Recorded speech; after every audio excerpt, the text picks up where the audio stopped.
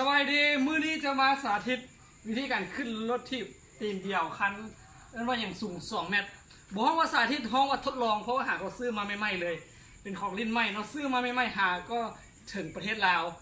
จะมาลองขี่เบิ่งโบเคยขี่มาก่อนครั้งนี้เป็นครั้งที่1แล้วก็ครั้งแรกและเราก็จะได้เบิ่งไปพร้อมๆกันว่าจะเป็นแบบไหนลองมาเบิ่งลองมาเบิ่งรถจุกรถแจ๊คแถวนี้นี่บ่ต้องยับเพราะบ่มีคนยับให้นี่แหละเสาเฮือนนี่รถมาลองเบิ่งน้ำกันอะไรจะเกิดขึ้นบอกเลยว่าซื้อมาข้างทมิดแล้วก็ครั้งแรกรู้สึกว่าผิดแปลกอุ้ยตายแล้ว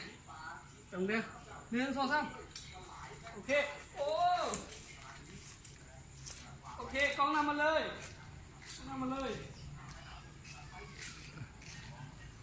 ยูฮูโอ้